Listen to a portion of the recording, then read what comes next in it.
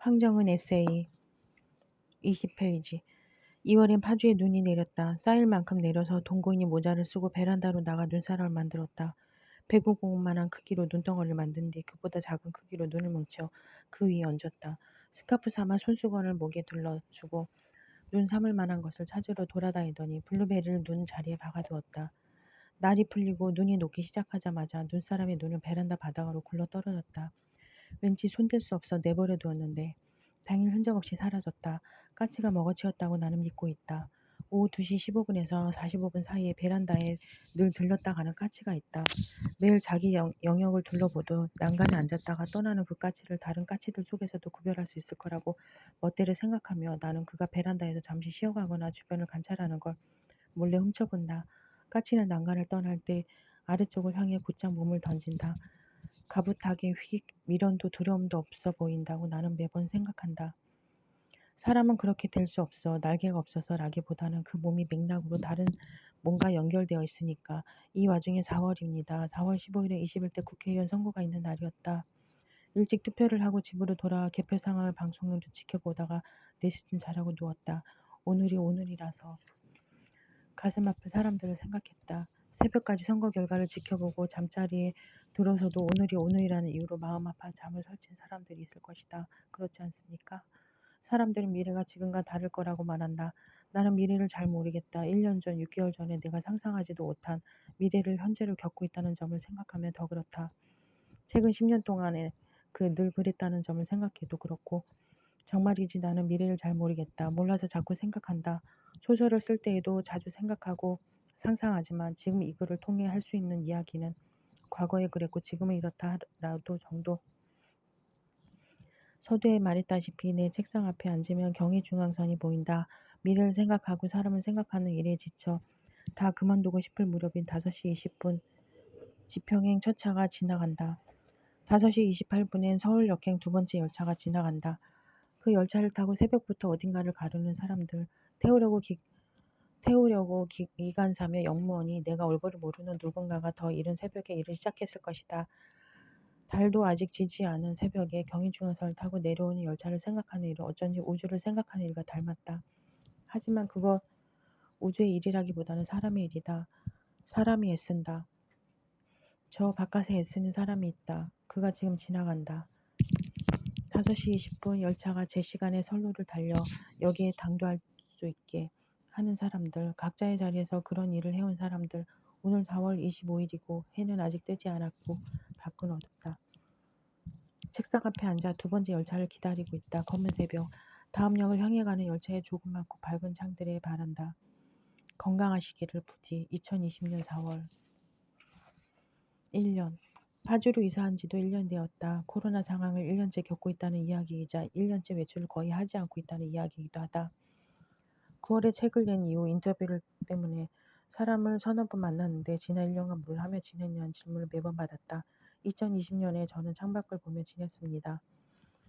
호수공원과 경의중앙선과 3,000평 규모의 공터를 면한 창 앞에 책상을 붙여두었으므로 책을 읽고 글을 쓰다가 고개를 들면 멀리 호시공원이 보인다. 그보다 가까이로 문산 방향이나 일산 방향으로 가는 열차가 이따금 보이고 바로 앞으로는 언제든 공사를 시작할 수 있도록 넓은 뚝처럼 흙을 쌓아 다져둔 공터가 보인다. 내가 사는 집을 포함해 외벽을 드라이빗으로 채운 빌라들이 이 공터를 둘러싸고 있다. 반달 모양이니까 반달터라고 부르자. 나는 공터라는 말을 가급적 쓰고 싶지 않다. 초보험 임 반달터에 텃밭 가꾸기 사업이라고 적힌 현수막이 걸리더니 어디서 왔는지 알 수 없는 사람들이 장비를 동원해 땅을 고르고 비료를 뿌린 뒤 뭔가를 심고 갔다. 싹이 난 뒤에 유심히 보니 감자 옥수수였다. 감자 옥수수는 돌보는 손길 없이 여름 내내 잘 자랐다. 한여름에 다시 사람들이 나타나 감자를 캐갔고 옥수수는 방치되어서 계속 자라기만 하다가 어느 날 다시 나타난 장비에 몽땅 잘려 바닥에 쓰러진 채로 말라버렸다. 반달터에 옥수수며 감자를 심은 사람들은 감자를 뽑은 자리에 콩을 심고 콩이 자라 잎이 다 누래지도록 다시 내버려 두었다가 설이 내린 뒤엔 콩을 털어 갔다. 다시 쉬게 된 반달터에 개를 산책시키러 나온 동네 사람들이 들러 목줄을 풀어 개를 뛰게 하고 오줌도 싸게 두고 그러다 간다. 2020년 12월 13일엔 파주에 큰 눈이 내렸다.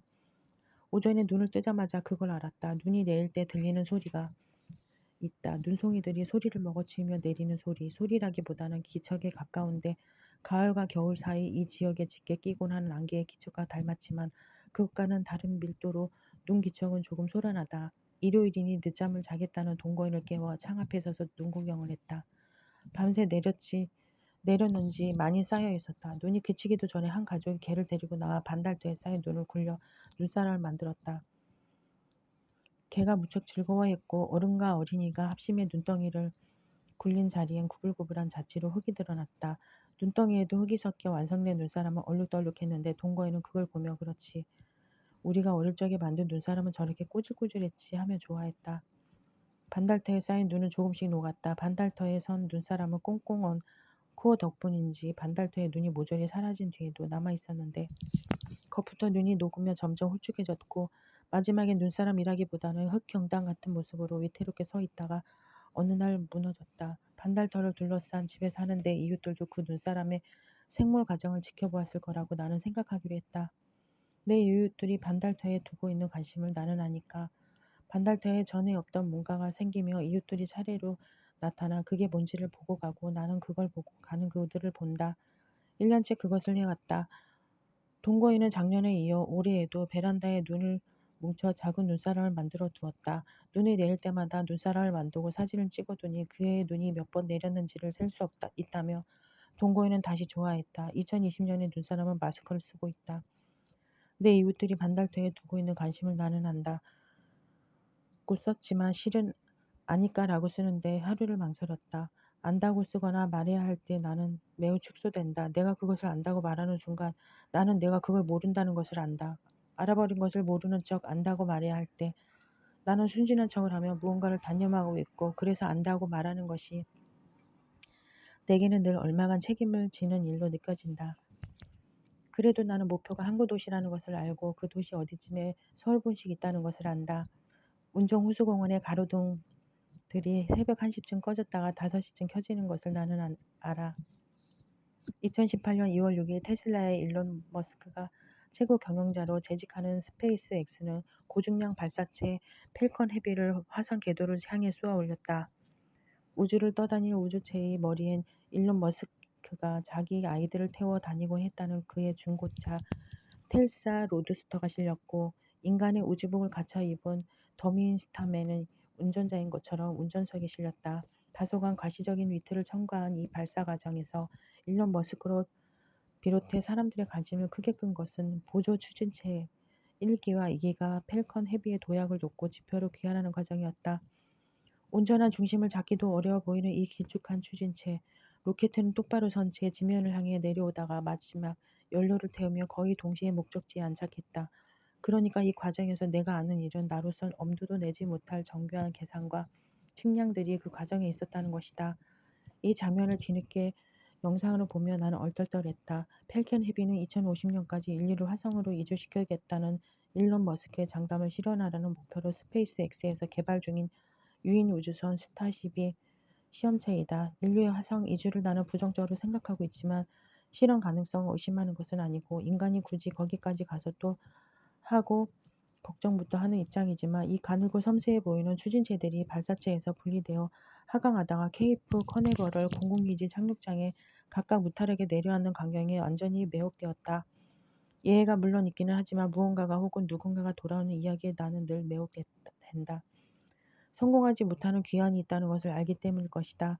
이날 발사체에서도 코어 로켓은 목적지에 당도하지 못하고 유실되었다. 펠켄 헤비가 발사되고 거의 3년이 되어가는 오늘 스타맨과 그의 빨간 오픈카는 우주를 향해 지붕을 오픈한 채 지구와 화성 사이에 있다. 지구와 화성에 근접했다가 멀어지고 다시 근접했다가 멀어지기를 반복하면서 태양 주변을 돌고 있다. 완복 유인 우주선의 완성을 위한 시험 체력이보다는 테슬라의 주가를 위한 광고물처럼 보인다. 대기란의 필터 없이 태양광에 노출된 스타맨의 헬멧이며 로드스터의 핸들이 태양광을 받아 매우 반짝일 때마다 나는 어째선지 인간 중의 수명, 필명성을 생각한다. 할 일이 너무 많아 5분 단위로 시간을 쪼개며 산다는 그 차주 일론 머스크 그걸 자주 생각할 거라고 생각하고는 한다. 심심해서 미국 대통령을 해본 것 같은 도널드 트럼프도 은근히 그걸 자주 생각할 거라고 나는 생각하고 있다. 나는 나와 동거인의 나이를 잘 세지 않는다. 소설을 쓰는 일은 여우에 홀려 여우굴에 들어가는 일과 얼마간 닮았다. 뱃지를 바라보다가 한 계절 두 계절이 훌쩍 지나가 버린다. 봄비 내릴 때 책상 앞에 앉았는데 소설 한 편을 마무리하고 나오니 낙엽이 떨어지는 때라는 패턴으로 시간이 흐르는 일을 직업으로 택해 살아보니 나이를 띄엄띄엄 생각하거나 거의 생각하지 않는다. 나는 동생들이 조카들이나 고양이들의 나이를 생각해야 할 때에나 깜짝 놀란 채로 내 나이를 생각하고 동거인의 나이를 생각한다. 여태 살아왔다. 이제 얼마나 더 살까? 인간의 DNA는 인간의 수명을 대략 38년으로 치고 있다는 뉴스를 지난 겨울에 읽었는데 그건 아무래도 가혹하다.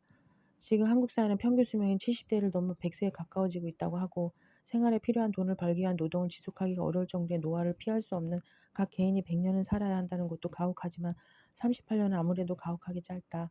38년으로 내가 내 명을 다했다면 그랬다면 에밀리 M. 댄포스의 사라지지 않는 여름이나 서버 머그더의 도어를 읽지 못했을 것이고 우지 호쇼칸의 보살상들이나 오토 바그너의 우체국도 보지 못하고 태민의 영상도 보지 못했겠지요. 명을 다하다니. 수명의 명엔 타고났다는 의미가 있고 그 때문인지 나는 가끔 수명이나 명이라고 말할 때 그 목숨이 본래 가진 길이를 본 것처럼 말한다. 명이 다했다고 말하고 명이 줄거나 늘었다고 말하고 수명을 연장하고 단축했다고 말하면서 하지만 지금 사람들의 명은 타고나는 것이라기보다는 구조되는 것이다. 어떤 사람이 재정적으로나 물리적으로 의료 서비스에 얼마나 접근할 수 있는지, 어떤 노동 환경에서 일하고 있는지, 혐오에 얼마나 노출되어 있는지, 어떤 형태의 가난을 겪었는지 겪고 있는지, 어떤 제도와 정책의 영향을 받으며 살고 어떤 정책이 부재한 채로 그 부재의 영향을 받으며 사는지 등등이 전부 명의 조건이다. 2016년 5월에는 구의역 승강장에서 일하던 19세 김군이 사망하고 다음날 강남역 인구 화장실에서 혐오살인으로 20대 여성이 사망했고 2018년 12월엔 태안 석탄 화력발전소에서 20대 노동자 김용균 씨가 사망했고 2020년 9월엔 같은 발전소에서 화물 노동자 A씨가 사망했고 12월 20일엔 난방이 되지 않는 포천 비닐하우스를 숙소 삼아 살다 이주 노동자가 한파에 사망한 채로 발견되었고 2020년에도 방치된 채로 메마른 어린이들은 죽음 뒤에야 발견되는데 그것이 그들의 타고난 목숨 길이었다고 말할 수는 없다. 사람은 언제고 죽지만 누군가는 그렇게 될 수 있는 구조 때문에 당장 죽거나 손상당한다. 그게 가능한 구조라서 팬데믹을 1년째 겪으면서 부쩍 이런 생각을 하고 있다. 누군가가 어떤 노동 환경에서 일하고 있는지, 어떤 형태의 가난을 겪고 있는지, 어떤 정책이 부재한 채로 그 부재의 영향을 받으며 사는지, 사람들이 1년째 목격한 바와 같이 팬데믹은 다른 무엇보다도 한 사회의 구조를 드러내는 재난이니까 2020년 12월 9일 스페이스 X 스타쉽의 또 다른 시험체인 SM8이 시험 비행을 마치고 착륙하는 과정에서 폭발한 날이었고 내 막내 동생이 사는 집 앞 교회에서 집단 감염의 첫 확진자가 확인된 날이었으며 서울 여의도동 국회의사당에서 국회 본회의가 진행된 날이었다. 나는 이날 게스트로 팟캐스트 녹음을 하러 파주에서 여의도로 이동했다. 국회의사당 앞에는 중대재해기업처벌법 제정안과 사회적 참사 진상규명법 개정안이 국회에서 통과되기를 바라며 노숙농성을 하고 있는 사람들이 거리를 둔 채 시위하고 있었고 인근 도로엔 경찰들이 나와 있었다. 녹음 시위는 빌딩인 국회 사당 근처라서인지 경찰이 내게 다가와 방문 요건을 물었고 나는 녹음하러 왔다고 대답했다. 마스크를 쓴 채로 진행이 된 이날 녹음에서 몇 가지 질문을 대답했다. 지난 1년간 무엇을 하며 지냈습니까? 2020년 당신에게 어떤 해였습니까? 내게는 아무런 일도 일어나지 않았다. 슬라보의 지적은 팬데믹 패닉에서 사람들이 강요된 비활동 상태를 말하면서 이 상태의 집단을 가로하고 있는 사람들과 자신의 집에 격리되어 아무것도 할 수 없는 사람들로 나누고 있고 그중 거의 후자에 속한 나도 1년 내내 창밖을 바라보며 지내고 있지만 아무것도 할 수 없는 것은 아니라서 이렇게 아무런 일도 일어나지 않는 일상을 만드는 데 힘을 쓰고 있다. 내게 무슨 일이 일어나면 누군가는 분투를 늘릴 것이 뿐이라고 생각하면서 만나러 가지 않고 좀처럼 보러 가지 않는다.